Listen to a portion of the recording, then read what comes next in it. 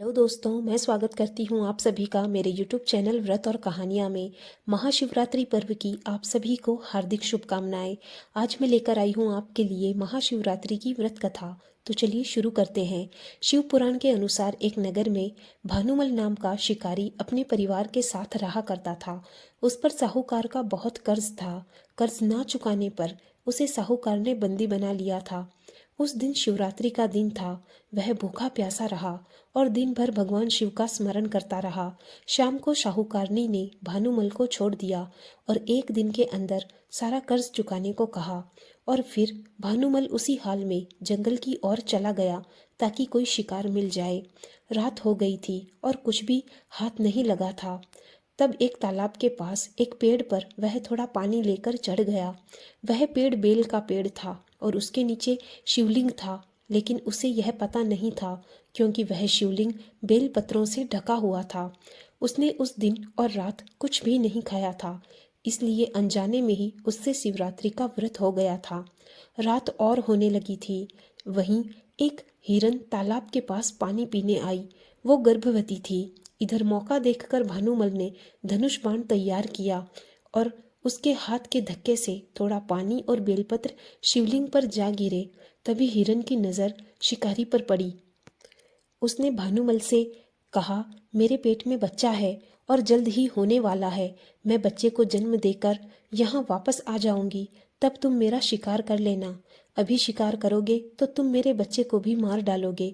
शिकारी उसकी बात मान गया और उसने हिरन को वापस जाने दिया। उसी बीच पेड़ से कुछ और बेलपत्र शिवलिंग पर जा गिरे, जिससे रात्रि के प्रथम पहर की पूजा संपूर्ण हुई। कुछ समय बाद एक और हिरन वहां आई और पानी पीने लगी। तब भानुमल ने फिर से अपना निशाना साधा। ठीक उसी प्रकार उसके हाथ से धक्के से थोड़ा पानी और बेलपत्र फिर से शिवलिंग पर जा गिरे और हिरन ने शिकारी को देखा और फिर निवेदन किया कि वह अपने पति को खोज रही है और वह जब अपने पति से मिल लेगी तो उसके बाद वह वापस आ जाएगी, तब शिकारी उसका शिकार कर ले। यह सुनकर वह फिर से उस हिरन को जाने देता है और उसका शिकार नहीं करता है। इस तरह रात्रि के दूसरे पहर की पूजा भी उससे अनजाने में हो जाती है। फिर एक और हिरनी अपने बच्चे के साथ पानी पीने आई। तब भानुमल ने उसे देखकर अपना धनुष बाण चढ़ाया और फिर उसी तरह उसके हाथ के धक्के से फिर से थोड़ा पानी और बेलपत्र शिवलिंग पर जा गिरे और इस प्रकार उसकी आखिरी पहर की पूजा भी संपन्न हुई। हिरनी ने भानुमल से कहा कि वो अपने बच्चे को उसके पिता को सौंप दे, फिर वह वापस आ जाएगी, तब वह उसका शिकार कर ले। भानुमल ने कहा कि मैंने पहले ही 2 शिकार छोड़ दिए हैं, अब मैं गलती नहीं करूँगा। तब हिरनी ने कहा कि मैं पक्का वचन देती हूँ, मैं ज़रूर लौट कर आऊँगी। फिर वह ऐसा कहकर चली जाती है और भानुमल उसे जाने देता है। इधर शिकारी की शिव पूजा और रात्रि जागरण अनजाने में हो जाता है और फिर सुबह हो जाती है। सुबह होने के बाद वहां से एक हिरन गुजरा। शिकारी को देखते ही हिरन ने कहा, अगर तुमने 3 हिरन और उनके बच्चों को मार दिया है तो तुम मुझे भी मार डालो, क्योंकि वो मेरा परिवार था।